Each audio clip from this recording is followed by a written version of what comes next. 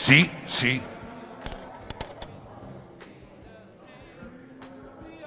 Sí, sí, sí, sí. Sí, sí, sí. Sí.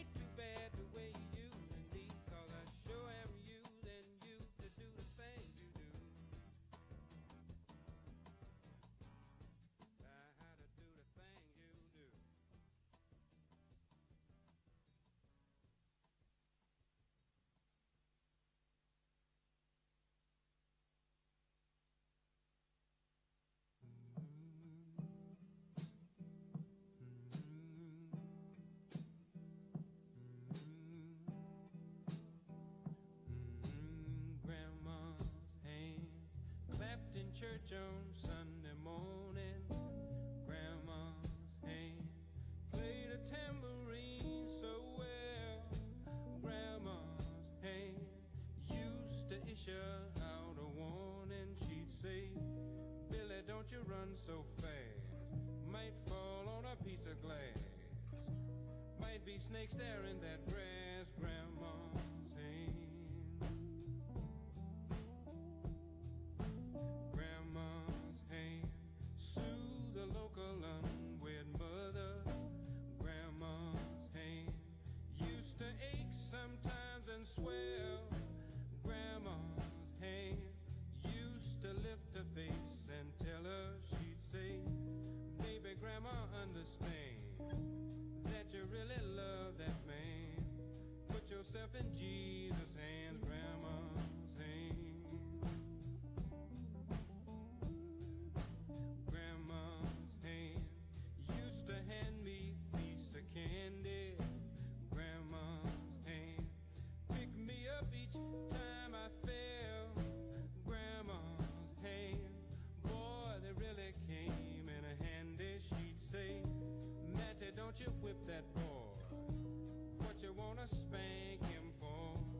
He didn't drop no apple core, but I don't have Grandma anymore. If I get to heaven, I'll look for Grandma's hand.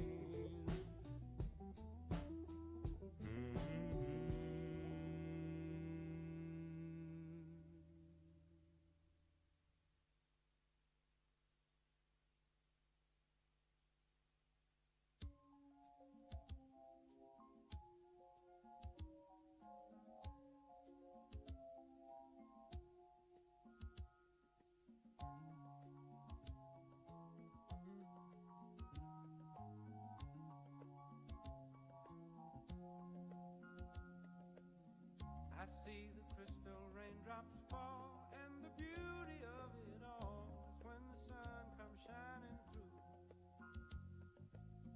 to make those rainbows in my mind when I think of you sometimes. Las quito todo el tiempo porque se me empañan, no controlo nada bien la... No, es complicado esto, sí. Con la...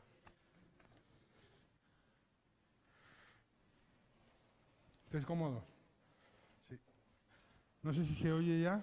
¿Me oís? Podemos empezar, ¿no? No veo nada con esta iluminación que nos... Entre el vaho, el vapor de la mascarilla que nos acompaña a los gafos, y aquí estamos 4, pues la verdad es que la mascarilla, las gafas, la diadema, en fin, estamos como en el espacio. Bueno, pues en primer lugar, bienvenidos a todos a Bodegas Ontañón, de Ontañón Familia. También bienvenidos a la gente del streaming, que nos están viendo mucha gente por internet. Aquí debería decir algo el director de 941, Manu, pero ha dicho, tira tú para adelante. Yo creo que esto es una iniciativa preciosa. Fue sorprendente ya el inicio del diario de Vendimia, el poder contar cada día lo que es el latido de una denominación, día a día, contando cómo van haciéndose las diferentes zonas de la Vendimia de La Rioja. Fue un proyecto precioso que continúa y además que, aparte de tener, es un nativo digital, pero tiene ese espíritu digital y tiene también el espíritu de hacerlo en papel. Y es una maravilla para nosotros, para los periodistas, que todavía se siga apostando por el papel. Yo creo que el papel, desde mi punto de vista, sigue siendo insustituible, ¿no? Es algo parecido a hacer una cata online o catar de verdad, ¿no? Y yo creo que también los libros hay que tocarlos, hay que catarlos, hay que sentirlos. Y hay que dar la enhorabuena a la familia 941 por este proyecto que yo creo que es apasionante y que de alguna forma hace que profundicemos en el conocimiento del Rioja, en el conocimiento del vino, por supuesto, pero en el conocimiento del Rioja, de nuestras gentes, de nuestra tierra. Estamos en una bodega y hay muchas bodegas en Rioja y cada una de ellas tiene una historia, tiene un perfil de emoción y un perfil de personas, de esfuerzo, de sueños, y eso es lo que se relata en los artículos. Hoy, cuando me comentó Manu de hacer algo, yo dije encantado de venir a la bodega, que es mi nueva casa. Sí, ha sido siempre mi casa, pero Montañón ahora es mi casa también profesional en todos los sentidos, y qué mejor que empezar hablando de lo que nos conmueve del periodismo, porque yo me pregunto que qué pinta un periodista en una bodega, qué puede hacer un periodista en una bodega desde dentro y desde fuera. Yo había estado siempre desde fuera y, como decimos en la profesión, ahora estoy en el lado oscuro, ¿no? En el lado oscuro de la profesión, entre comillas. Ahora descubriendo lo que es el trabajo interior de una bodega, que es asombroso, que es un universo en sí mismo, y que lo que te llama la atención es que en el producto final hay tal concurrencia de personas, tal concurrencia de territorios, de ideas, de trabajos, de todo lo que cuelga de una botella de vino. Es un poco de lo que hablábamos ayer en la gastronomía, de todo lo que cuelga de un local, de un restaurante. No solamente son las personas que trabajan ahí, son los productores, los distribuidores. En fin, es un universo asombroso. Entonces, 3 periodistas que para mí son de referencia, y que siempre que he tenido la oportunidad de trabajar con ellos, especialmente con Samuel y con Javier Fernández de Bobadilla, que son los que más he conocido, que yo he ido como periodista a sus casas, he sentido lo que es la pasión, sentir una bodega, sentir un trabajo y que te traten bien. Y que te traten bien es fundamental. Voy a pasar a presentarles, ¿no? Samuel Fernández, director de comunicación DIRCOM, ¿no? Que es lo que se dice ahora el término, de La Rioja Alta, una bodega centenaria. No la voy a presentar. La Rioja Alta S.A., una de las bodegas esenciales para comprender lo que es la historia del Rioja en todos los sentidos, y una bodega también de carácter familiar, y una bodega en la que entrar en ella entras en el espíritu de lo que supone el vino, sin más, ¿no? Yo creo que es un sitio extraordinario. Viene de la información, empezó en Radio Nacional, pero me contaste que vienes del baloncesto casi como entrenador y de información deportiva, y en un momento dado aparece un anuncio en un periódico y necesitan un periodista en una bodega, y ahí estás. 13 años, casi nada. Casi nada. Samuel es de Vitoria y tiene un segundo apellido que me encanta, que es Carrión, ¿no? Samuel Fernández Carrión. Javier Fernández de Bobadilla, este es riojano, cenicero, ¿no? Buen pueblo, ¿no? Bueno, en fin, estamos ahí. Cuesta asimilarlo, pero... Vale. Ayer me contaste una cosa emocionante y me vas a permitir que lo cuentes, ¿no? Porque yo no lo sabía, además, y mira que hemos hecho cosas juntos, pero no lo sabía. Tu abuelo falleció por el tufo, en la viña. Tu padre falleció en la viña también. Bueno, tu padre en la bodega, tu abuelo en la viña. Pero tú te has casado con una chica que tiene que ver con el mundo del vino, ¿no? Es lo bonito, ¿no? El sentimiento de tragedia y vida, ¿no? Un poco que es todo lo que tiene el vino muchas veces, ¿no? Ese yin yang, ¿no? Que es lo difícil de explicar, ¿no? Pues, mi experiencia ha sido esa, ¿no? O sea, yo el vino, 5 generaciones de mi familia viven del vino, tenemos viñas en la familia, y a mí el vino me rescató de otra vida que tenía, la del periodismo. Gracias aquí a una persona muy importante en mi vida, que es José Río, que gracias a él empecé a trabajar un poco en Madrid, ¿no? En el periódico, NAS. Y la vida, pues esa muerte de mi padre trágica, ¿no? Me volvió a mi tierra de Madrid. Y bueno, pues tocó otra vez volver a la tierra, a la raíz, al espíritu, a otras emociones y a intentar preparar. Me contabas una cosa muy graciosa, que era que los fines de semana, cuando salías por ahí, sábado por la mañana y domingo por la mañana, tenías que ir a la viña, ¿no? A injertar, a espergurar, o lo que fuera, ¿no?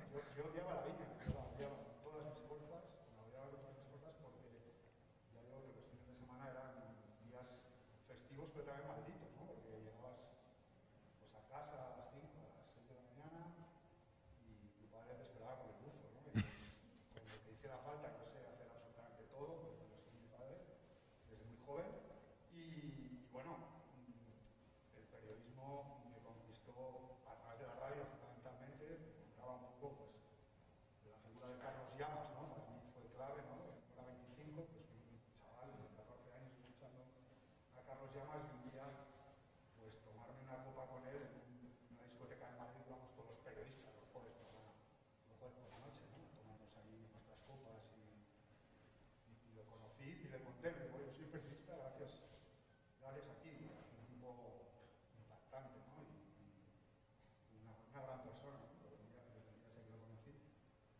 nada, luego pues más periodismo, pues ya luego pues le das muchos años, 5, y vuelta a casa.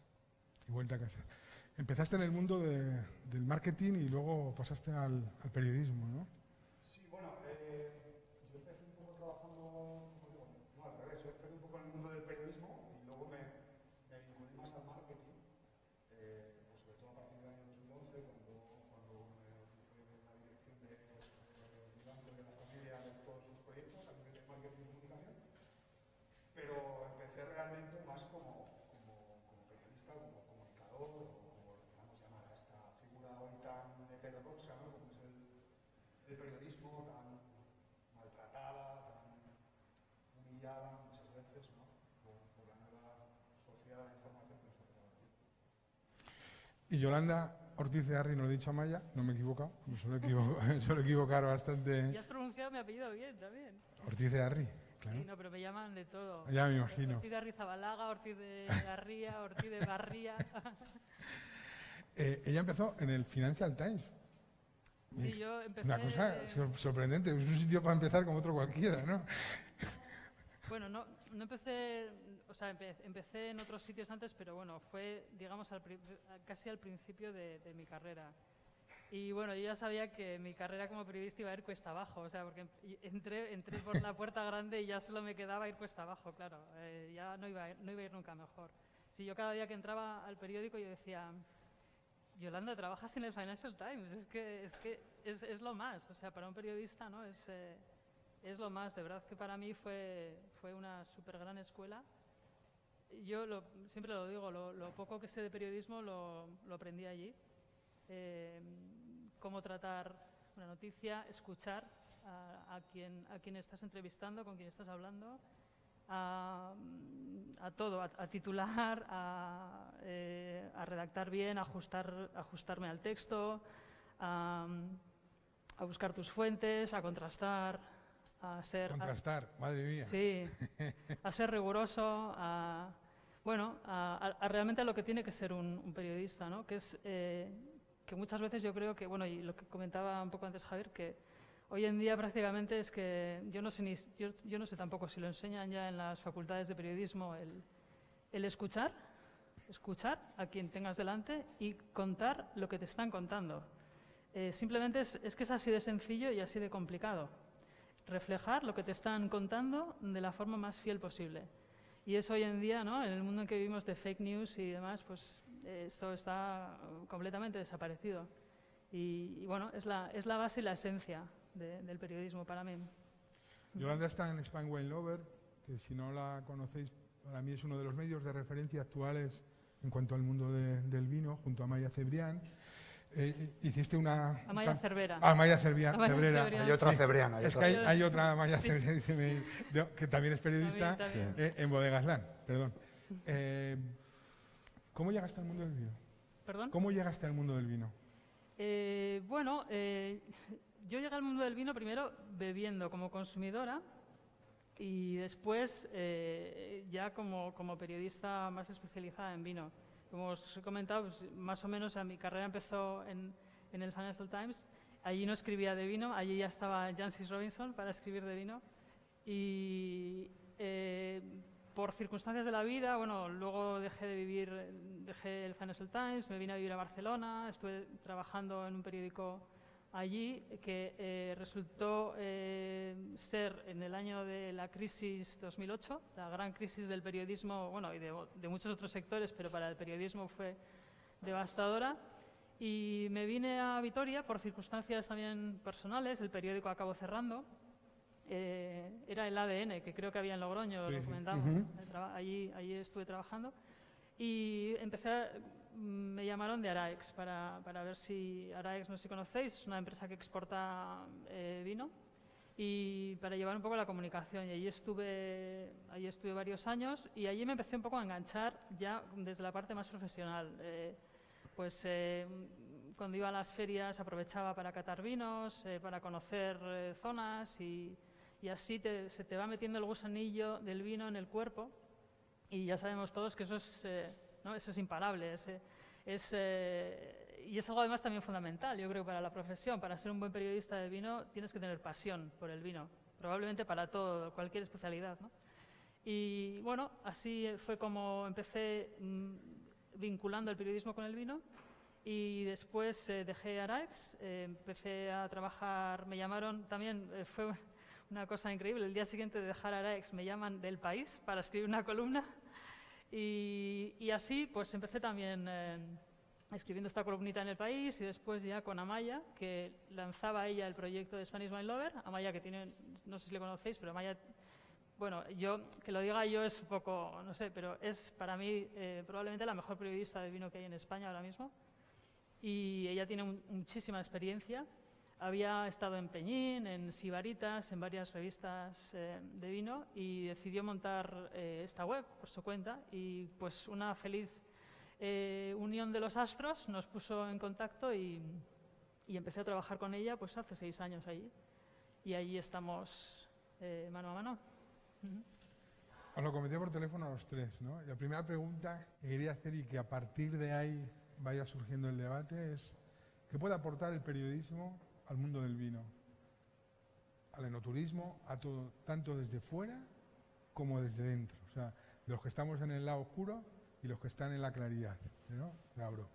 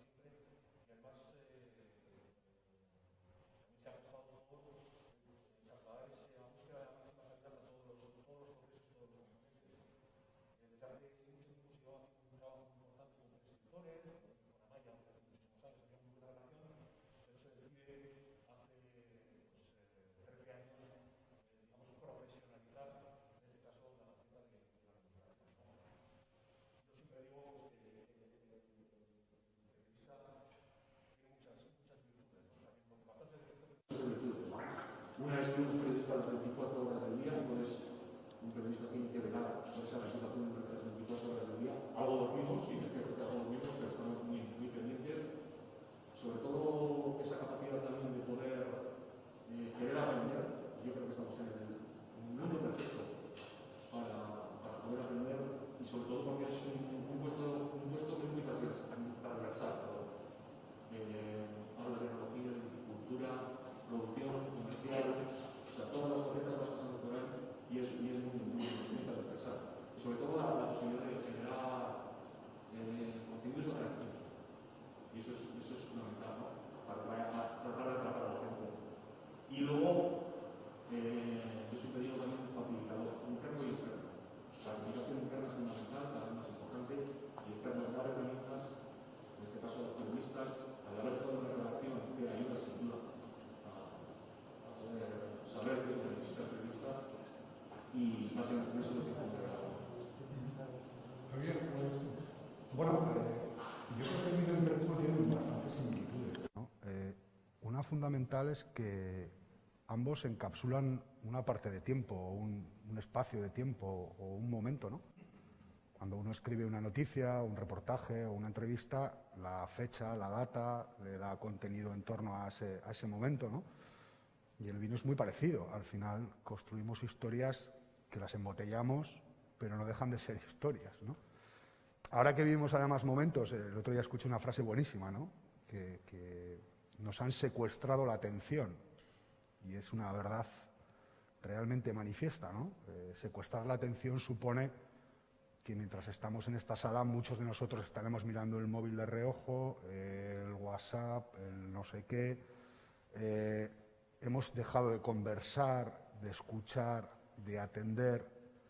El vino, en el momento que pierde, si algún momento perdiera esa desunión, ¿no? Perdería buena parte de su espíritu, ¿no? El periodismo creo que aporta una forma diferente de contar historias, ¿no? De contar historias en las que se pueden contar de muchas maneras. A ti que te gusta el flamenco, escuchar tocar a Camarón o a cantar, no sé, cualquier palo del flamenco, ¿no? Pues te está contando una historia de otra manera, con su emoción, con su parte que puedes conocer y la parte que más desconocida, ¿no? Pues yo creo que el periodismo aporta eso, ¿no?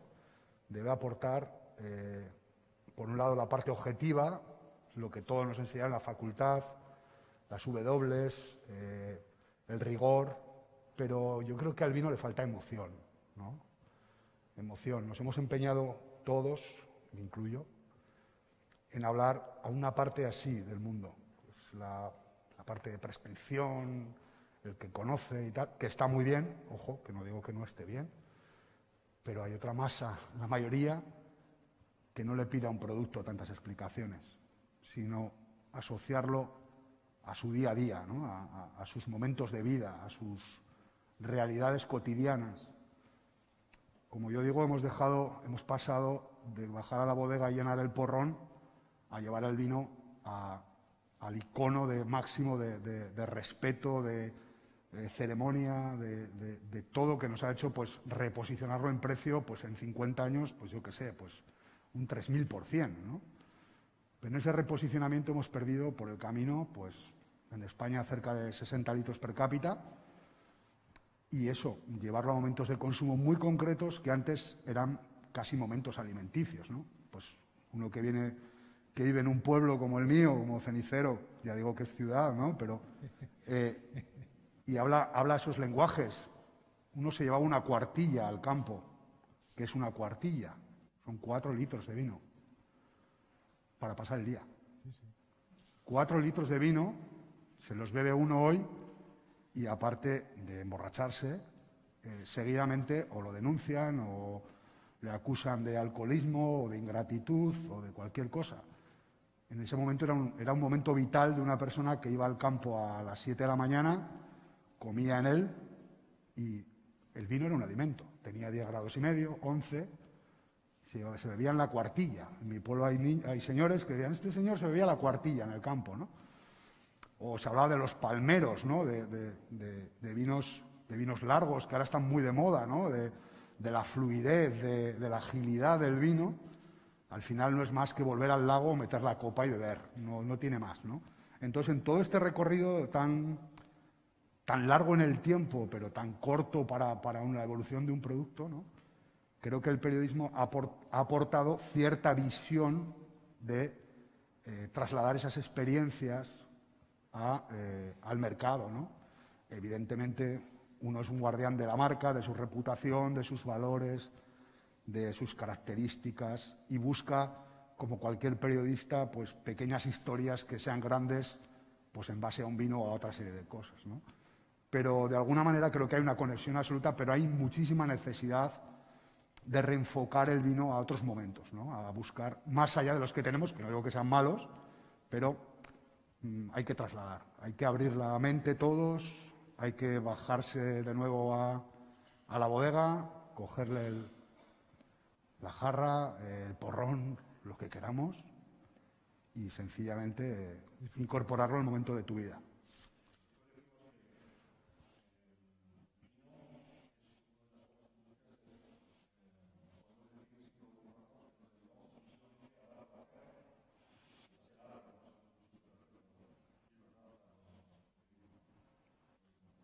Sí, sí.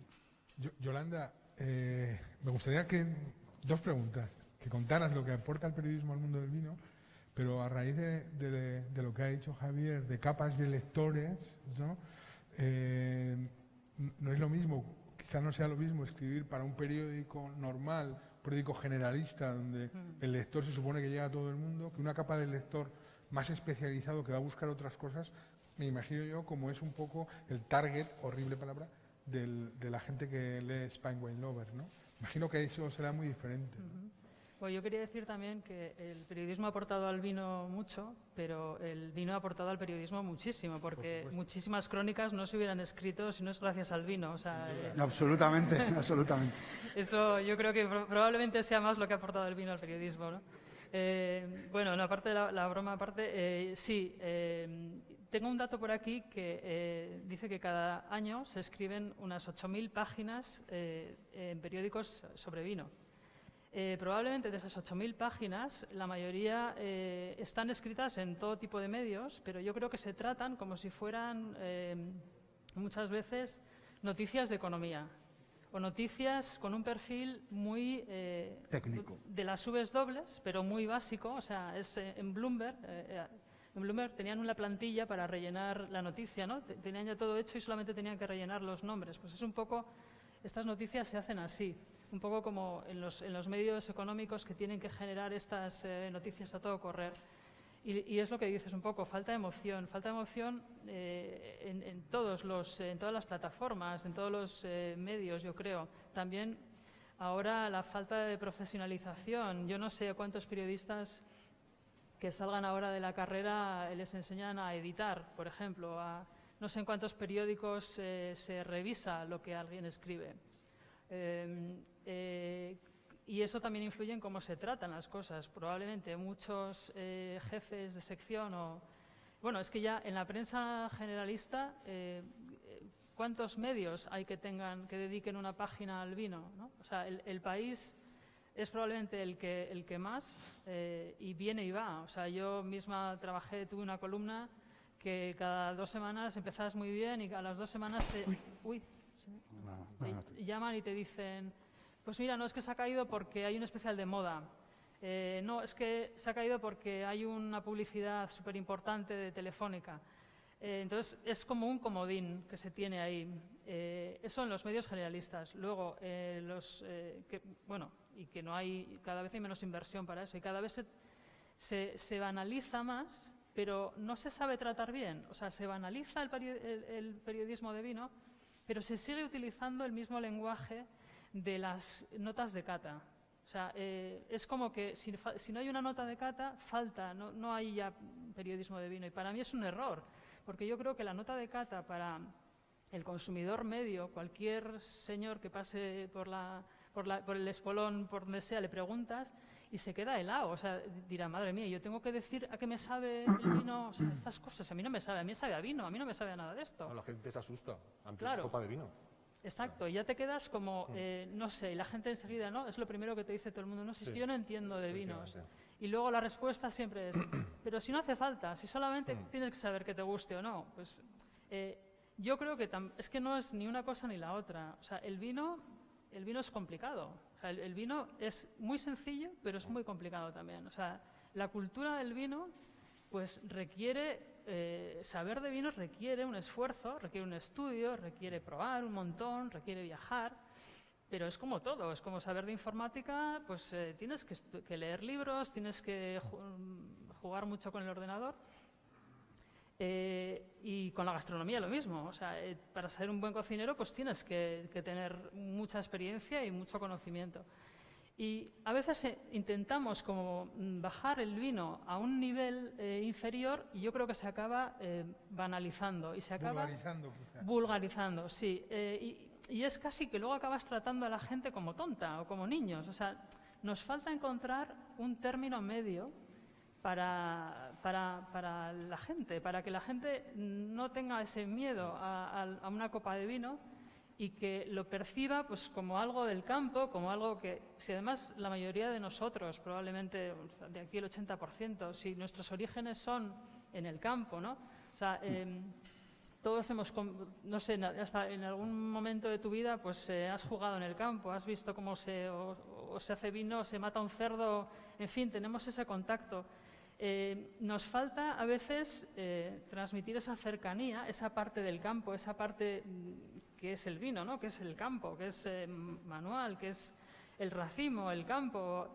Y en la otra parte, en la parte donde quizás estoy yo más, en un medio más especializado, más que tenemos más lectores del sector y demás, pues quizás también a veces nos falta contar más historias, dejarnos tanto de la parte técnica y de las notas de cata y contar más historias y intentar hilar la vida del viticultor con lo que estamos contando. O sea, cómo por qué hace el vino y qué es lo que le pasó ese día cuando lo hacía. Y no sé, las pequeñas historias que al final son lo que yo creo que te llega y es lo que acabas recordando, lo que te transmite. O sea, la nota de cata del Viñardanza 86, pues que será, no sé, puede ser el vino más maravilloso de ese año o de tu vida, pero probablemente la nota de cata no la recuerdes. Pero si te cuentan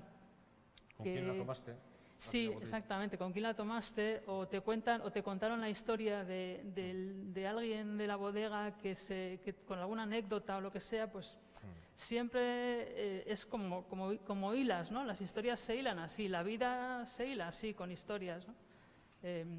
Esa es un poco mi percepción. Yo sí que creo que a pesar de que todavía nos queda mucho recorrido, se están dando pasos importantes. O sea, yo creo que se está haciendo un esfuerzo y, por ejemplo, en el propio discurso que tienen muchas bodegas, por ejemplo, en el enoturismo, el esfuerzo que se hace es en el intentar acercar a la gente y que esa primera reacción que tiene todo el mundo, yo no entiendo de vino, bueno, pues se vaya alejando, ¿no? Se va a algo más experiencial, a lo que decía antes. La gente viene a disfrutar, a pasárselo bien, y no a que en cada bodega le contamos qué es la maloláctica, ¿no? Porque era un poco a lo que se tendía, ¿no? Y en eso, además, pues estoy de acuerdo en el que tenemos un montón de capítulos y de áreas en los que poder tocar. O sea, la naturaleza yo creo que es un vínculo absolutamente clave, ¿no? Pero también lo es la innovación. O sea, yo, por ejemplo, ayer te contaba, estoy en una bodega en la que lo mismo te puedo hablar de una trasiega artesanal o puedo escribir sobre una trasiega artesanal. Un día estoy escribiendo a la luz de la vela una técnica de hace 130 años y estás también escribiendo el mismo día sobre visión artificial o inteligencia artificial, ¿no? Entonces, es tal el abanico que tenemos y las historias que tenemos que contar para que la gente no se enfrente con ese miedo y esa palabra clave de es que no, si no tienes que entender, ¿te gusta o no te gusta? ¿Disfrutas o no disfrutas?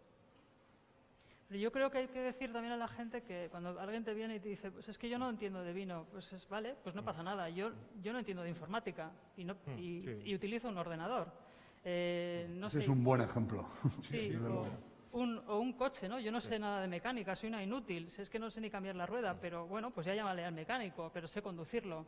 Hay tantísimos ejemplos, pero parece que en el mundo del vino, quien se toma una copa tiene que saber si ha hecho maloláctica ese vino, si tiene barrica de roble, si es de 300, de 225...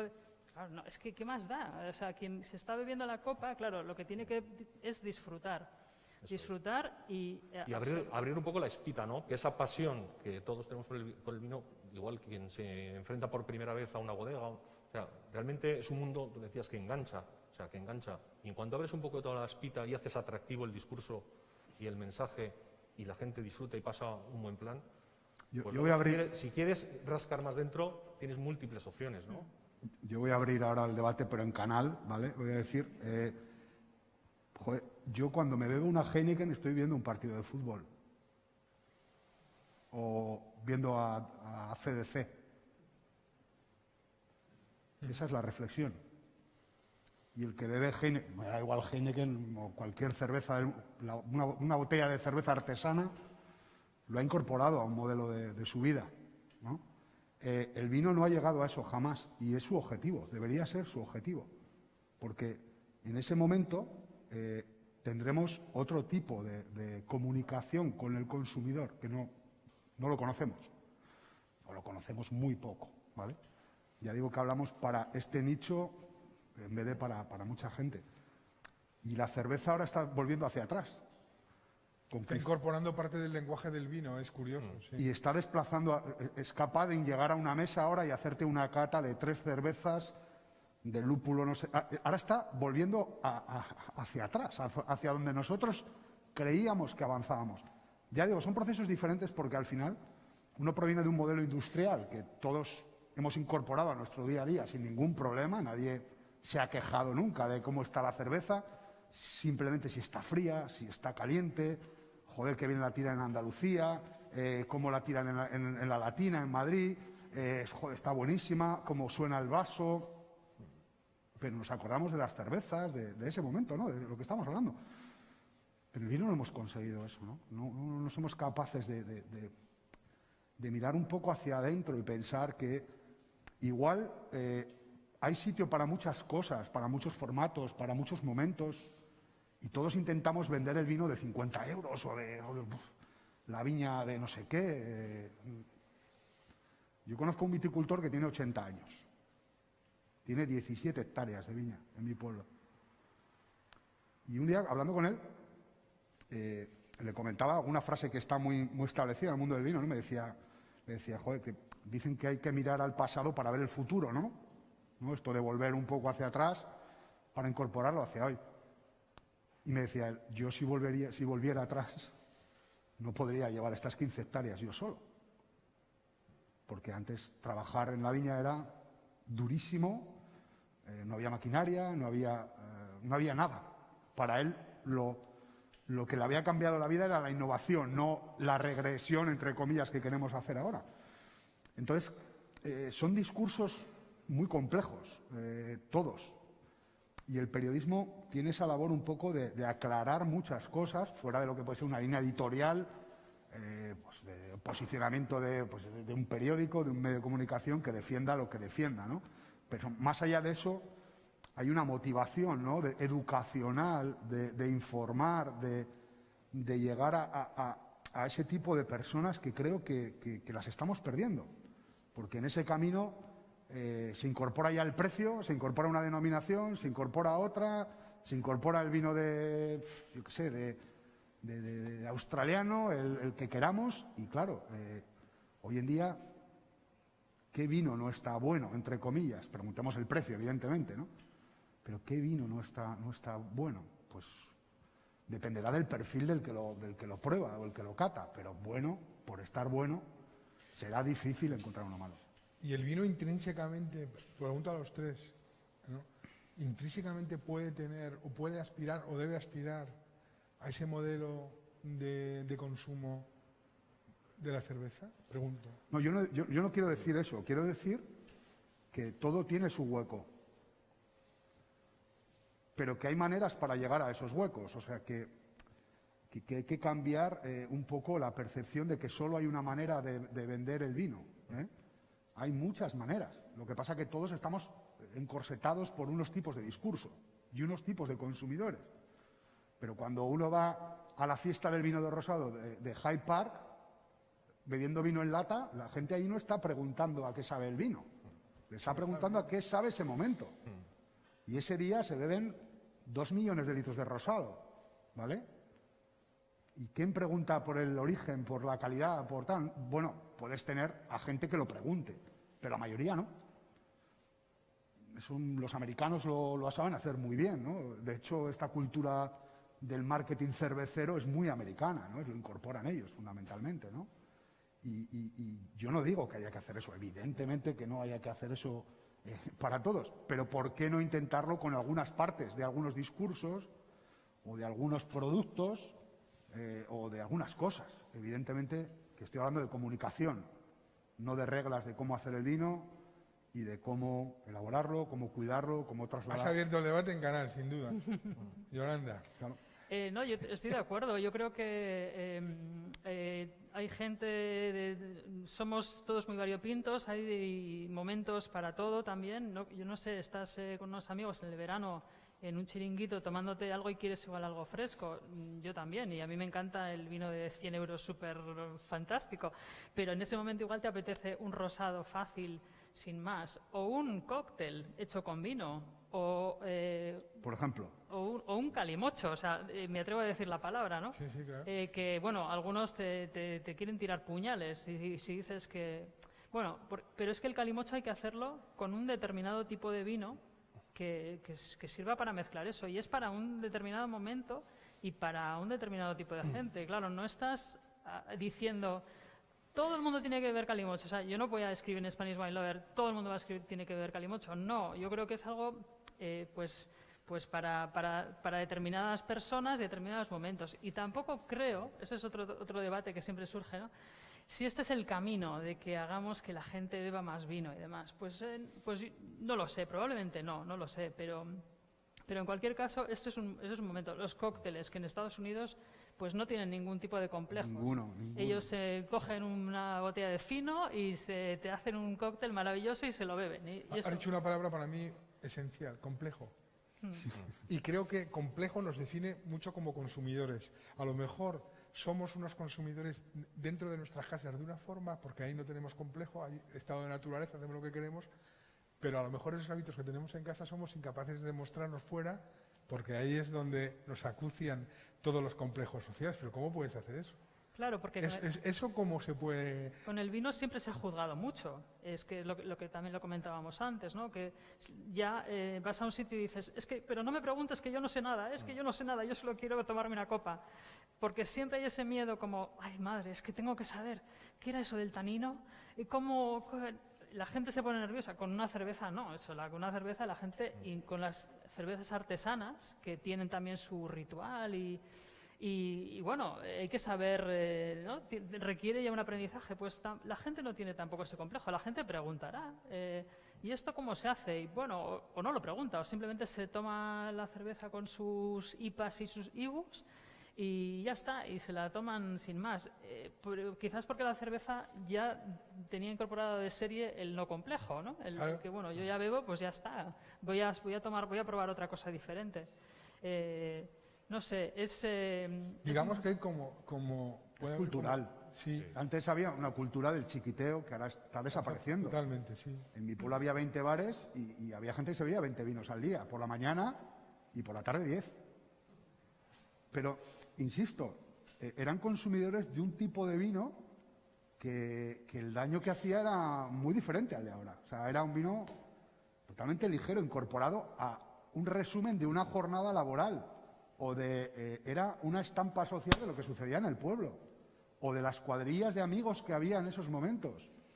Había una forma de chiquitear diferente en El Ciego que en Cenicero, o que en Logroño, o que en Bilbao.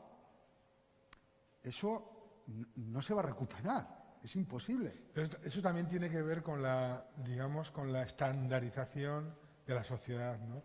Que antes cada ciudad tenía sus arterias y su forma de comportarse distintas, y ahora cada vez eso se va más uniformizando, ¿no? Y eso está perdiendo parte de riqueza. Una pregunta, ¿el periodista puede ayudar a las bodegas a incorporar esos discursos? Es decir, esa decisión de abrir la mano, de descomplejarse, ¿tiene que ser una decisión de la bodega, del sector, o los periodistas lo que tenemos que hacer es contarlo, por ejemplo, como DIRCOM, ¿no?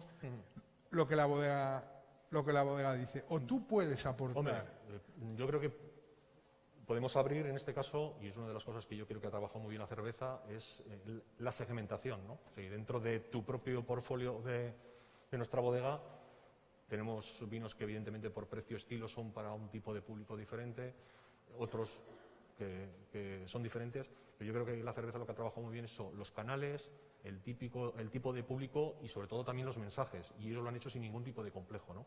Entonces yo creo que sí que podemos hacer una gran labor primero de ver lo que está ocurriendo fuera, que es importante siempre, porque muchas veces estamos muy cerrados en nuestra propia bodega, ¿no? Muy corporativismo todo, hay Efectivamente. muchísimo corporativismo. Y sobre todo, yo creo que es clave, efectivamente, lo del café para todos yo creo que ya no vale. O sea, pero tampoco me vale a la hora de tratar a un periodista. Yo no mando la misma información cuando hablo con Amaya, con Yolanda, que cuando hablo con otro tipo de medio, que puede ser más especializado, o una página web que no se preocupa más que de cortar y pegar la nota que yo le mando, ¿no? Entonces, y también en toda la bodega pues, tenemos que tener claro pues, que hay vinos que son para un tipo de persona y el mensaje tiene que estar muy centrado en ese tipo de público, de consumidor. Nosotros yo no trato exactamente, o el discurso no es exactamente el mismo, incluso son diferentes.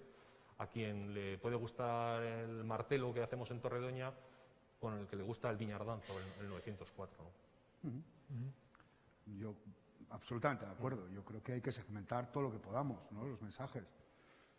Y lo que pasa que hay un corporativismo. ¿Quién no tiene el mejor vino del mundo? ¿Quién no tiene la mejor viña del mundo? Eso un viticultor te dice que sus uvas son las mejores del mundo. Yo que tengo uvas lo digo, ¿vale?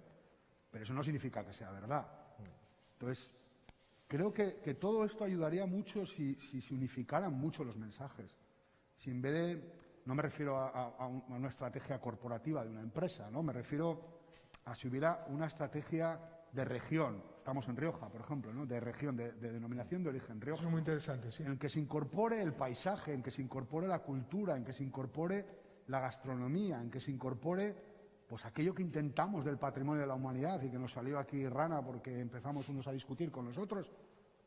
Cuando uno va a Borgoña no se va a beber un Latache de 12.000 euros la botella. Se puede beber un vino súper básico, pero está viendo un paisaje, un entorno. Las bodegas de allí no se abren como aquí, las de allí no se abren. O sea, es que hay muchas cosas que evidentemente Borgoña es una pirámide altísima, ¿no? Pero estoy hablando de la parte de abajo. Y se venden muchísimas más botellas de las de abajo que las de arriba, porque las de arriba no hay. Pero esos discursos de región que no dependan de nadie, sino que sea una estrategia de sector, aportarían mucha consistencia a los mensajes. Porque todas las palancas de comunicación está todo inventado. Es crear una palanca e insistir. Y que sea verdad, evidentemente. Sí, tiene que ser demostrable. Un hecho 100% demostrable, que sea demostrable, vivible, experienciable, ¿no? Trasladar a la experiencia tu saber hacer, ¿no? Y de alguna manera yo creo que eso nos ayudaría muchísimo, no solo a Rioja, hablo en general, a cualquier parte del sector del vino, porque ese tipo de estrategias que han hecho otras zonas les ha salido bien. Pues un vino neozelandés como puede ser el Cloudy Bay puso a Nueva Zelanda en el mundo del vino en poco tiempo. ¿Y qué puso? Puso un paisaje, Cloudy Bay, la bahía de niebla, ¿no? Con niebla. Te llevó a una Nueva Zelanda verde, que todo el mundo piensa en ella, pues más árida. Te llevó a otro momento. Y ellos incorporaron eso y lo llevaron a un momento de consumo. Y Nueva Zelanda se incorporó como el líder de elaboración de Sauvignon Blanc en el mundo. Y lo tienen identificado como un Sauvignon Blanc de calidad. Y ahí podemos discutir mucho, si es bueno, malo o regular. Y así hay multitud de ejemplos. Pues yo qué sé, pues el Sideways, entre copas, pues en vez de poner Pinot Noir en aquella película, hubieran puesto Tempranillo, pues no estaríamos aquí, seguramente. Estaríamos vendiendo pues muchísimas más botellas de Tempranillo. Pero resulta que pusieron Pinot Noir. Y allí hacían una cosa muy interesante de comunicación. Había un experto, que era una parte de las 4 parejas, ¿vale? Había un experto que era el que recomendaba. Y los otros simplemente se incorporaba el vino a momentos, pues a un picnic, a una discusión, a una cena, a una comida. Y aquello supuso una revolución en los momentos de consumo del vino en Estados Unidos. Y de esa variedad, fundamentalmente, de Pinot Noir. Aquí hemos sido un poco más quizás de enfrentamientos, ¿no? O sea, de buscar el vino moderno contra el vino tradicional, el Rioja contra la Ribera. Siempre estamos enfrentando paradojas, ¿no? Hay una cuestión que me llama mucho la atención de muchos años de periodismo gastronómico. Yo llegué al periodismo gastronómico con un conocimiento ínfimo de la materia. Sabía, como muchas veces llegamos los periodistas a los sitios cuando te incorporas, ¿no? a un determinado nicho, a un sector, ¿no? Pero nos gusta aprender. No, efectivamente, yo creo que esa es la clave, esa es una de las claves. Pero lo que a mí me llamó la atención cuando conocí a los cocineros y ver cómo funcionaban los cocineros de todo tipo, es la capacidad que tenían ellos de comunicar. Los cocineros no han estudiado periodismo, ¿no? Muchos ni siquiera han estudiado, ¿no? Ahora están cambiando las cosas, pero o habían fracasado constantemente en los estudios, que me decían don Luis Aduriz, y era parte de su elegancia y de su gracia, ¿no? A la hora de contar las cosas, y cómo el cocinero fue capaz de comunicar compartiendo. Es decir, antiguamente los cocineros se sabían su receta, su fórmula magistral y no se la contaban a nadie. El fenómeno del crecimiento de la cocina empieza en compartir con la gente, en decir la alta cocina, los grandes cocineros que nadie conocía en España. Luego está el fenómeno de Masterchef de muchos años después, pero son años después. Ellos ya consiguieron conquistar la emoción de muchos periodistas que a la vez fueron capaces de trasladarlo a infinidad de lectores. Porque sí, es verdad que al principio ese tipo de cocineros eran casi como personajes absolutamente extraordinarios y únicos, ¿no? De hablar de Arzac o gente así que eran casi mitos vivientes, ¿no? Pero luego consiguieron la segunda generación después de Arzar, todos los hijos del Bulli, extender la gastronomía de una manera extraordinaria. Creo que ahí debería haber estado el vino, personalmente lo creo, por lo que funcionó, ¿no? Y por lo que funcionó y por lo que imaginemos. A mí, Ferran me lo ha dicho en alguna ocasión, imagínate lo que podría ser que hubiese un restaurante español en todos los sitios que hay un restaurante italiano. Sí, eso siempre lo Eso es una de las claves. Ahí la cocina yo creo que podría haber sido más generosa y más inclusiva, porque ¿Crees eso? Sí, sí. no consideran al vino parte de la gastronomía. Yo creo que muchos de los cocineros, de los grandes cocineros, creen que la gastronomía es la cocina. Y la cocina sin el vino pues es mucho más triste. A ver, tomarte unas cocochas con un vaso de agua pues no es lo mismo que tomártelas con un buen vino, ¿no? Y ellos, especialmente los restaurantes de nivel, pues con más razón todavía, que una buena parte de sus ingresos provienen del vino. Entonces, ahí yo creo que fueron un poco generosos o quizás, no lo sé, bueno, no lo sé, en no incorporar eso. Hace poco vi la serie que está en Amazon Prime, que ha hecho Ferran. este hombre de Asturianos. Es que soy malísima para los nombres. ¿Quién? Es una serie que salen varios cocineros, salen 8 cocineros, sale el de Lera, sale Marcos Morán. el Corral de la Morería. Y el periodista, es un periodista que lo hace Alberto Fernández Bombín. Sí. Sí. No sé cómo se llama, pero La sí. serie, ¿habéis oído hablar No, de esta? yo Bueno, pues está Yo muy es que bien. tengo 2 hijos pequeños y no veo la tele hace tiempo. Está muy bien hecha. Masterchef, sí. Un estilo a las que hay en Netflix de cocina, súper bien filmadas, una escenografía maravillosa.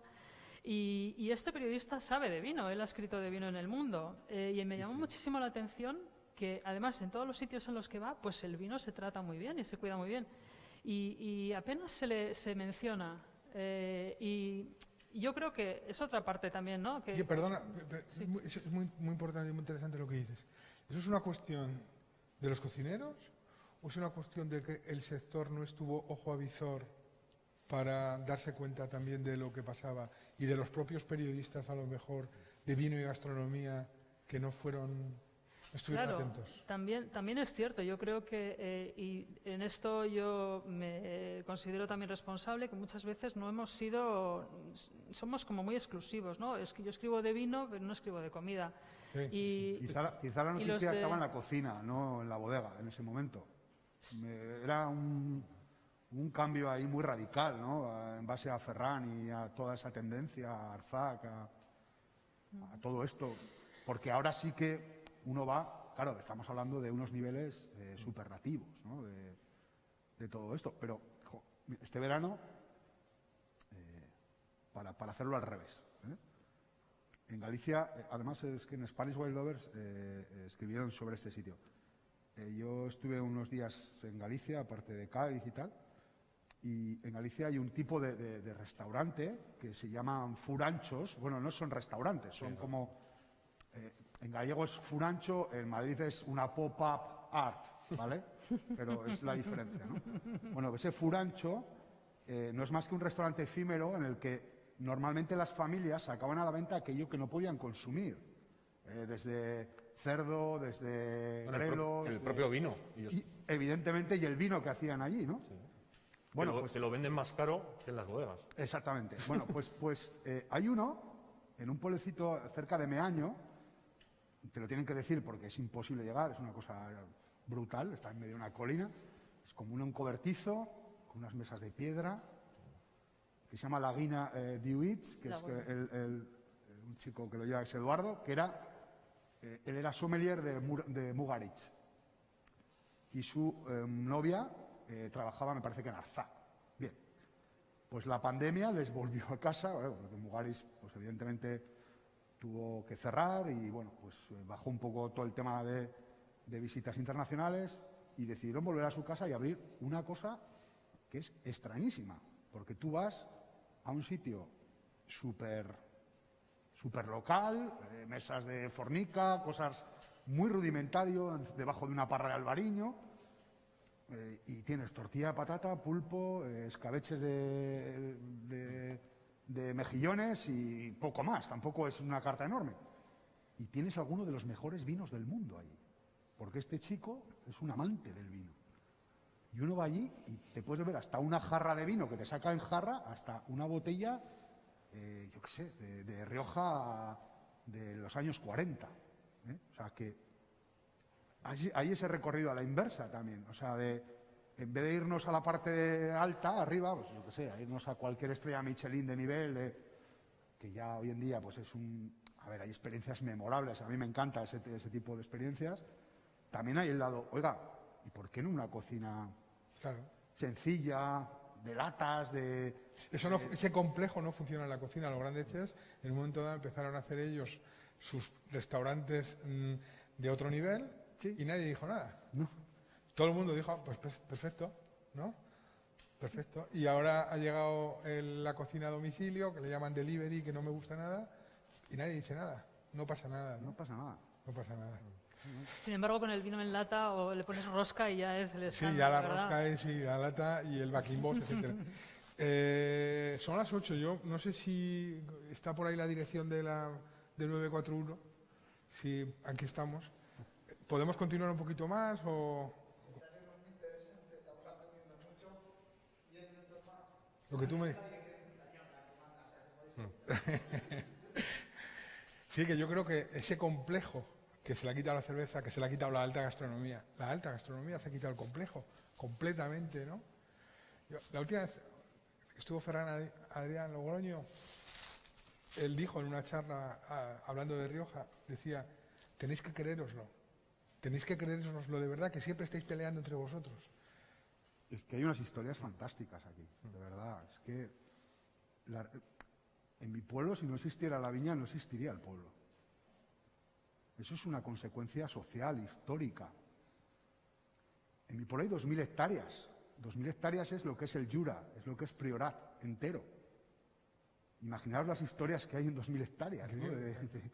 Yo qué sé, de valor. Siempre ha habido viña, porque bueno, allí pues no, cereal y eso nunca, no hay tierra para eso, no había regadío. Ahora hay, pero bueno, antes no había. Y hay historias fantásticas ahí, fantásticas. Como en cualquier otro pueblo, quiero decir. Sí. Yo hablo del mío porque es el que más conozco. No, pero está claro. Y hay nuevos periodistas que se quieran incorporar y sentir emoción.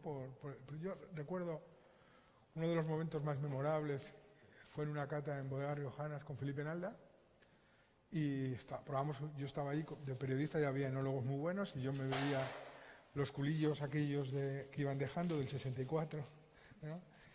Y a mí lo que me gustó fue la historia que contó Felipe Nalda de que aquel año fue una cosecha extraordinaria, pero encima, como 2001, hubo muchísimo. 64. ¿No? 64. Entonces, ¿qué se hacía? Él me dice, fue mi primer año en la bodega y yo tenía que ir por las bodegas populares del pueblo, que teníamos que volverlas a llenar porque teníamos tanto vino, y ir haciendo las pruebas y mirando por ahí. A mí me encantó aquella historia, ¿no? De que una añada tan extraordinaria, histórica en todos los sentidos, ¿no? Resulta que se había hecho en muchas casas, ¿no? Y era el primer año de Felipe en la bodega. Eso es lo que a mí me emocionó, poder contar algo que realmente pasaba a la epidermis, ¿no? Que te llegaba un poco al... Esa parte ahora, las jóvenes generaciones de periodistas, en la que estamos nosotros, acabamos de abandonar ahora mismo, esas jóvenes generaciones, los que vienen detrás, son capaces de emocionarse y de poder... Me quiero dedicar a escribir de vino. ¿Cómo lo veis eso? Porque también es necesario, ¿no? Porque yo estudié en Lejona, en la Universidad del País Vasco. Allí el vino no existía, como en la mayoría de los sitios, ¿no?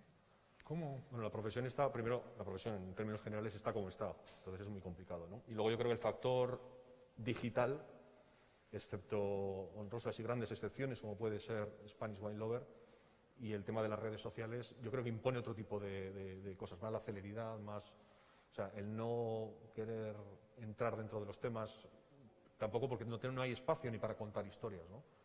Entonces, yo no soy muy optimista, Sí que creo que también las redes sociales en este caso pues nos ofrecen otro tipo de canales diferentes para poder llegar a más gente, ¿no?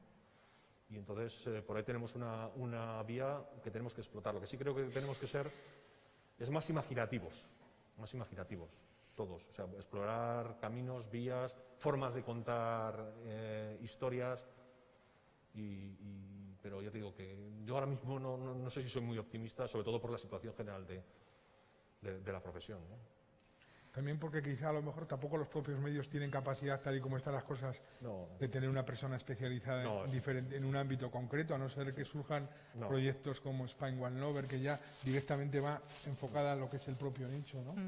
En la prensa anglosajona, que generalmente sí que ha dado más espacio al vino en sus páginas, pues los columnistas están cayendo también todos, pero gente del nivel como Tim Atkin, por ejemplo, pues él tenía una columna en el Observer y se la quitaron, porque ya no les interesa, se ve que no genera suficiente dinero. Y luego, pues yo creo que el tema de las redes sociales, ahora todo el mundo es un comunicador en potencia. Tú tienes aquí, con tu dedo, puedes publicar cosas y puedes tener una audiencia de miles y miles de personas. Los influencers estos, ¿no? Que son para mí la lacras. Bueno, es que porque es que cuentan cosas muchas veces sin criterio o no. El previo pago, muchos de ellos. Claro, hay mucha... Claro, exactamente. Y nunca sabes si hay un trato comercial por medio. Es otra vez lo de las fake news, ¿no? Es que se va colando un poco en todo, y en el vino pues también. Y yo siempre digo, o sea, hay un premio que nos han dado ya pues varios años seguidos, y a veces decimos, claro, pero es que realmente es que tampoco hay tanta gente que esté haciendo, si es que no somos buenas, o sea, realmente, bueno, no lo hacemos mal, pero realmente debería haber gente que lo está que reciba este premio, pero es que tampoco realmente hay mucha competencia. Ese salto del analógico a lo digital, en este caso, vosotras en el mundo del vino, o sea, sois de las pocas excepciones, hay alguna más. Hombre, sobre todo también para poder vivir, porque No, toda está la claro, prensa está del claro. vino está... No, está claro. Claro, y ese es el otro tema, ¿no? Que realmente se puede vivir de esto bien, se puede vivir de esto dignamente. Pues hombre, yo en mi caso lo combino con otros ingresos. O sea, yo no puedo vivir solamente de Spanish Wine Lover. Y le dedico, todas las horas del día y los fines de semana y todo. Pero claro, y volvemos a la pasión. La pasión a mí es lo que me mueve, a Maya nos mueve a las dos la pasión. Y eso es lo que hace que intentemos ser rigurosas en la información, escribir de temas que creemos que son de interés, divulgando. Pero, claro, hay gente dispuesta a trabajar 12 horas al día cobrando muy poco dinero porque es algo que te encanta hacer? Yo voy a poner un ejemplo. Yo durante muchos años he trabajado en el Diario La Rioja, hacíamos el suplemento del vino, se sigue haciendo, sale este domingo. Sí. Y yo creo que se hacía un gran trabajo y se va a hacer mejor, ¿no? Y había también una compensación por parte de las bodegas, es decir, las bodegas apoyaban. 941, por ejemplo, hace el Diario de Vendimia, que como decía antes, creo que es algo que es un milagro, a mí me parece realmente milagroso, porque además aporta valor. También las bodegas, ¿no?, tienen que tener ese compromiso con los medios de comunicación, es decir, no pagamos para que hables bien de mí, ¿no? Que eso es extraordinariamente complicado, ¿no? Porque parece que si pones publicidad ya hay una obligación para hablar bien de uno, ¿no? Sabiendo jugar con eso, que como digo es muy difícil y muy complejo, pero también creo que por parte de las bodegas con los medios de comunicación siempre ha habido una alianza, o debería haber una alianza para ayudarnos entre todos, porque si no hay publicidad de las bodegas no se puede pagar la nómina del periodista. Esto es así, ¿no? Entonces, yo ahora que lo estoy viendo desde el otro lado, creo que es una reflexión muy importante que se tienen que hacer todas las bodegas, porque en este sentido tenemos que ir todos juntos, ¿no? Para comunicar, porque si no hay plataformas, no podemos comunicar, solamente vamos a estar en manos de lo que diga la influencer de turno. Y entonces eso ya, o el influencer de turno, eso sería como para suicidarse. Es un tema escabroso y complicado, lo sé. Hombre, es que el sector está muy mal. Quiero decir que yo cuando vi el primer año de 941, el Diario de Vendimia, que me invitó Chus a la presentación, la verdad es que, y les felicito porque tienen un tono de voz, de reportaje, de experiencia, de vivencia, que me gusta, ¿no? Que muy fresco, se nota que está hecho al día, ¿no? No es lo mismo escribir en el día que escribir en el tiempo, ¿no? Al final tienes que incorporar otros recursos, ¿no?, a tus habilidades periodísticas, ¿no? se convierte un poco en el periódico, ¿no? En esa forma diario. Y creo que es un camino, desde luego, que es una apuesta empresarial 100%. Nosotros este año no hemos podido participar en esa experiencia, el año pasado sí, colaboramos con ellos. Intentaremos volver a colaborar. Nosotros, Vivanco siempre ha intentado desarrollar mucho este tipo de iniciativas y de ayudarles, ¿no? Pero yo realmente, yo lo único que espero es que al final los propios viticultores se conviertan también en mensajeros de sus mensajes. O sea, que haya altavoces más amplios, que se disemine la información, porque canales hay, o sea, canales hay absolutos. Porque si estamos esperando a que alguien lo cuente únicamente, un periodista, lo veo muy difícil. Es duro decirlo, ¿no? Pero ahora mismo, de las publicaciones de vino que había hace 20 años en España, queda lo del grupo Sobremesa, ¿no? Planeta Vino, Mi Vino, bueno, que es una cosa ahí un poco tal, pero luego tienes que leer el contenido. Claro, todo con un componente... Un componente pues, promocional importante, aunque quede algún resquicio de algún artículo, Y etcétera. luego, desgraciadamente, perdona Javier, también la crisis económica lo que ha hecho es, por ejemplo, impedir que los periodistas puedan viajar. También. O sea, Pero eso no ha pasado en el sector del vino también, ¿eh? Ha dicho una cosa, la cuestión promocional, ¿puede haber ética también en la promoción? Yo creo que debe haber ética también, ¿no? Pregunto. Es como uno que entra al banco a robar. No les voy a hacer nada, pero voy a robar. Bueno, Vale, todo dicho. De No alguna puede haber manera. ética. Vale. Bueno, yo intento vivir mi profesión con ética. Yo no. no me refiero a vos. me No, refiero pero a- quiero decir, no, pero yo también, porque claro, es que cuando la publicidad no entra a veces o entra justo y bueno, pues claro, siempre es tentador. Hay ofertas que te llegan que son absolutamente maravillosas, de pasarte un fin de semana y claro, pues tienes que decir igual que no. O sea, aceptar muestras, pues sí. Y muchas veces en las redes sociales Pero que nos han no me criticado. refiero ¿no? únicamente al vino, No, me no, refiero a todo, No, sí, no, a todo. al periodismo en general. Sí, O sí, sea, no, y En periodismos especializados existe, Todo, el periodismo en gastronomía, especializado, en 100%, coches, en 100%. hoteles, Todo. Sí, sí. y el tema de los salones, por ejemplo, o sea, hay muchos periodistas que ahora se organizan salones que te dan puntos, que van en función las bodegas de los puntos que al final. Yo entiendo que No he entrado en los puntos porque eso nos puede... No, pero sí que el tema de los salones, lógicamente, el periodista se tiene que buscar la vida, vida. buscar otros recursos y abrirse, ¿no? Y es otro tema. Bueno, son las 8:15, ¿no? Yo entiendo lo que hay, etcétera. Señor director, ¿por lo menos alguna pregunta, no?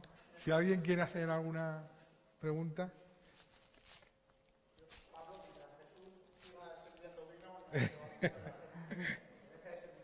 Pero fíjate lo que decíamos ayer, lo que decían ayer de los horarios, ¿te acuerdas? Que no estén las comidas hasta las 7 de la tarde. ¿Te acuerdas que lo decían ayer, que lo pedían ayer en vuestra mesa redonda de ayer tan bonita en la sala negra, ¿no? Bueno, ¿alguna pregunta, alguna cuestión? Por favor, alguien.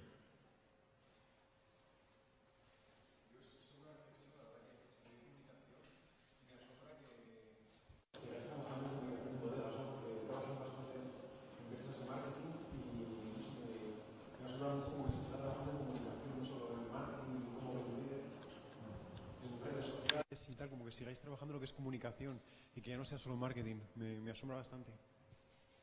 Bueno, no, mira, de verdad, yo creo que este sector en 20 años ha hecho una apuesta por la profesionalización un poco de sus mensajes, de sus profesionales, etcétera, bien ya sea in-house, como dicen los ingleses, o fuera de con un servicio externo, ¿no? Que también es muy válido. Al final, nadie tiene por qué tener a alguien todo el día haciéndolo en su bodega cosas que igual no necesita, ¿no? O sea, para eso están las agencias de comunicación, como ha existido toda la vida, para dar servicio a todos los niveles de comunicación, ¿no? Pero ciertamente yo creo que en ese sentido es para darnos un poco la enhorabuena. Yo no quiero decir que todos sean periodistas, porque hay de muchos niveles. Hace 30 años, un gerente que era ingeniero industrial era el director de comunicación de una bodega, por poner un ejemplo. Entonces, sí que ha habido un cambio hacia una apuesta por ese mensaje. cierto que también ha cambiado mucho la comunicación de hace 20 años a hoy, ¿no? Ahora todo es, ya digo, una omnicanalidad, hay muchas cosas que atender, pero yo creo que se ha avanzado mucho y yo creo que ahí va a haber oportunidades. Si este sector sigue avanzando, aguanta, se siguen construyendo cosas bonitas, yo creo que aquí es un sector para un desarrollo de un periodista perfectamente. Bueno, comunicación y marketing yo creo que se ha hecho toda la vida, de otra forma, era otra forma de entenderlo. Nuestra bodega pues estaba integrada dentro de relaciones públicas y, como he dicho antes, pues había una relación con la prensa quizás más especializada desde hace un montón de años. Nuestra bodega fue la primera que tuvo, o una de las primeras que tuvo página web en España. O sea, se hacían cosas, ¿no? O sea, que yo creo que el concepto de buscar dar un pasito más y buscar esa profesionalización, o a veces quitarse el marrón de quién tiene que hacer la revista que se hace, pues llevó un poco también a la profesionalización, ¿no? Pero estoy de acuerdo en el que el abanico de tareas es tan amplio. O sea, un periodista dentro de una bodega, en mi caso, no se dedica exclusivamente a hacer notas de prensa. O sea, es tal el abanico de posibilidades que hay, y sobre todo ahora también con el desarrollo de la exportación, que cada vez es más importante la posibilidad de ofrecer contenidos a tus comerciales, de facilitarles la labor y darles Comunicación herramientas. interna que decías, ¿no? De darles herramientas para que ellos puedan. Nosotros al final somos digamos el canal en el que les damos posibilidades y herramientas para que ellos se enfrenten al mercado de alguna forma, de la mejor forma posible, ¿no? Entonces, la verdad que yo creo que es apasionante, es apasionante. ¿Alguna cuestión más?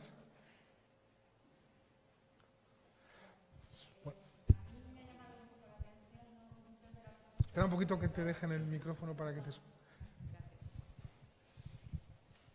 Que a mí me ha llamado la atención varias de las cosas que habéis comentado, ¿no? Desde la unidad que debe haber en el sector, en el sentido de la comunicación, ¿no? Para hacer lo que hablábamos, ¿no? Cómo llevar el vino al día a día de la persona, ¿no? Esa parte que tú comentabas que ha desaparecido. Las instituciones también, ¿no? Y sus diferentes campañas. Si hay un seguimiento por parte de las bodegas de esta denominación en cuanto a la campaña que puede hacer la denominación de origen, ¿no? Rioja, por ejemplo, ¿no? Y si esas campañas, la denominación la formáis todos, la formamos todos realmente. Si esas campañas funcionan o no.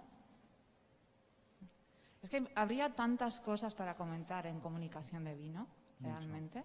Cuando hablabais de ser imaginativos, ¿no? Un periodista puede comunicar o no, mejor o peor, está claro.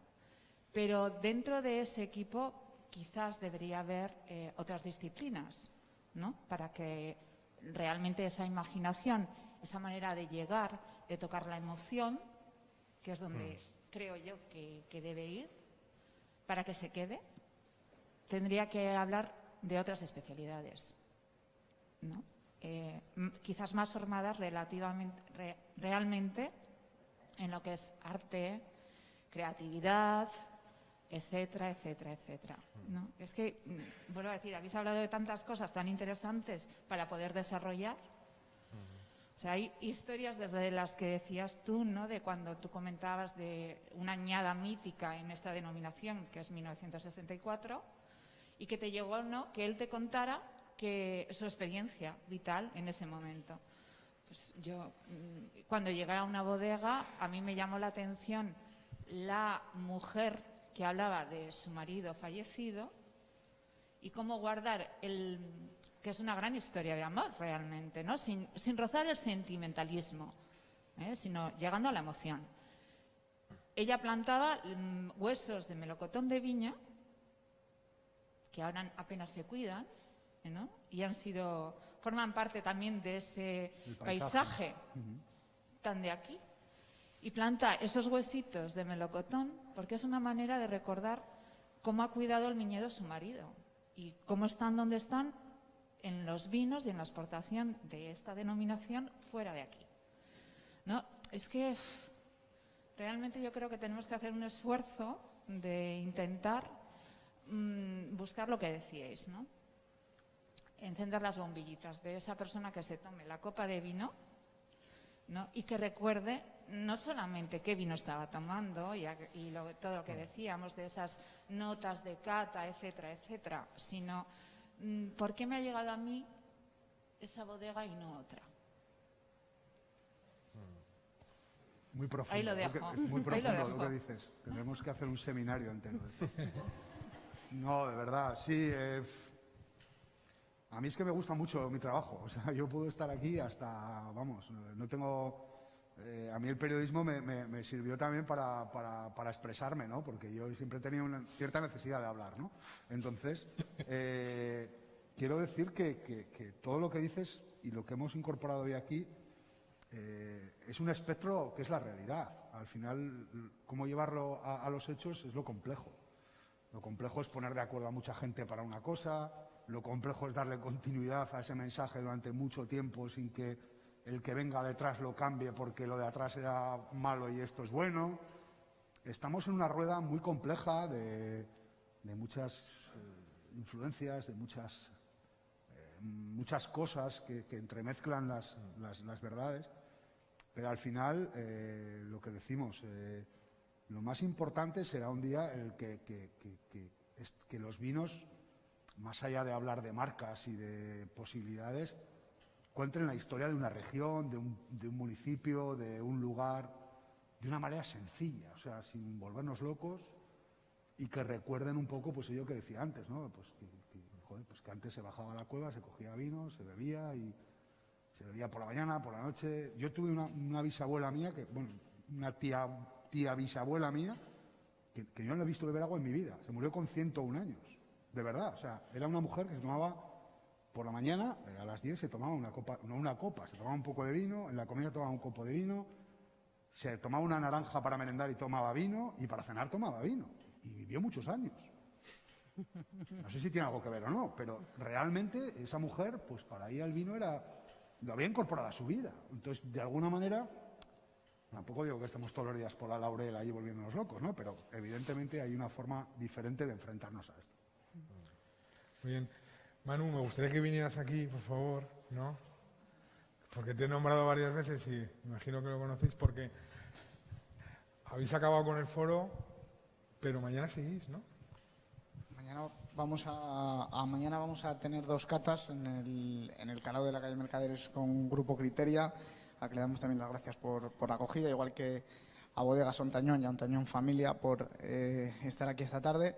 Vamos a tener 2 catas, no vamos a beber tanto vino como en Cenicero, porque eso es imposible entre la cuartilla, la tía bisabuela y los 20 bares de chiquiteo, va a ser imposible. Pero va a ser un poco el broche de oro a estas jornadas en las que, bueno, hemos hablado de vino, hemos reflexionado sobre vino, hemos analizado el sector y como compartimos muchas de las reflexiones que esta tarde se han expuesto aquí, pues nació Diario de Vendimia. 941 intenta siempre contar el vino y el Rioja de esa manera más pausada, más tranquila, contando historias, y nosotros siempre decimos que nuestra vendimia es de historias. Intentamos que sea un ejemplo con este ya el tercer número, pues casi 600 páginas de periodismo, de historias y sobre todo de la pasión de la que hablabais, con la que La Rioja trata al mundo del vino. Me hacían esta tarde una entrevista para la radio en la que yo decía que la vendimia es nuestra Champions League, es nuestro mundial de fútbol. Nosotros contamos en las 2 primeras ediciones de Diario de Vendimia con Fernando Bóveda como enviado especial a la viña. Este año hemos contado con Leire Díez, que está ahí detrás tomando notas, como joven promesa del periodismo. Y nosotros contamos con un enviado especial a la vendimia. ¿Por qué? Que ha hecho un trabajo, se lo dije ayer a ella personalmente, un trabajo Muy chulo. extraordinario, o sea, pero maravilloso. Y le dije además que el reportaje de Alcanadre, luego me enteré que era de Corera, que fue muy emocionante. Me encantó. Esa conversación entre Emilio Barco y sus 2 amigos es una auténtica delicia. Enhorabuena, Leire.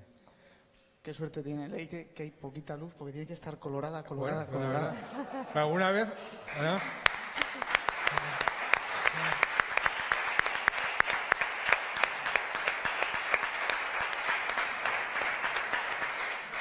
Yo creo, una cosa simplemente, ¿no? Yo creo que muchas veces hay que dar valor al trabajo del periodista y decir, por supuesto hay que darle valor con un contrato en condiciones, con una dignidad laboral que muchas veces no tenemos, ¿no?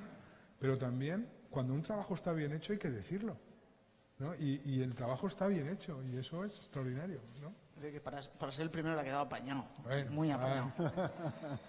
Pero bueno, seguiremos intentando vendimiar historias en esa Champions League de La Rioja, en ese Mundial de Fútbol. Gracias bueno, a vosotros por estar aquí esta tarde, por reflexionar, a Ontañón Familia, a Vivanco, a La Rioja Alta, colaboradores de 941 y Bodegas Amigas.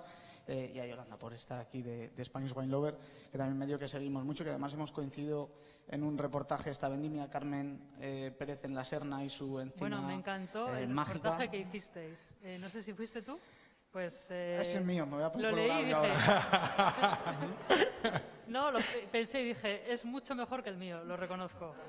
Es verdad, me encantó. Está súper bien escrito y súper bien captada la esencia de la encina, del río, de la finca, de Carmen. Me gustó mucho. Y sobre todo, Yolanda, y ya termino, es porque en estas reflexiones que lanzabais esta tarde nos hemos marcado una máxima que es pasar por las bodegas y hacer toc toc. ¿Quién está ahí? Hola, buenas tardes, ponme un vino y vamos a hablar de lo que sea. Y a partir de ahí surgen las historias, surgen los artículos, las entrevistas, los reportajes y surge este trabajo que acaba también en foros y jornadas como estas en las que podamos seguir desarrollando el mundo del vino y hacerlo crecer gracias a vosotros y a todas las empresas que nos apoyan, a la gente que viene, a los lectores y a los que nos siguen también por el streaming. Así que muchas gracias a todos. Muy bien, muchas gracias.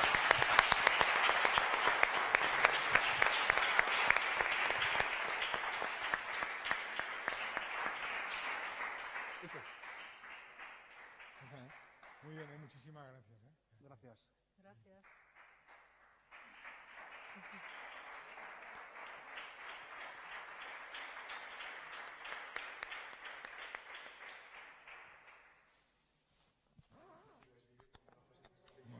Y con la coronilla esta.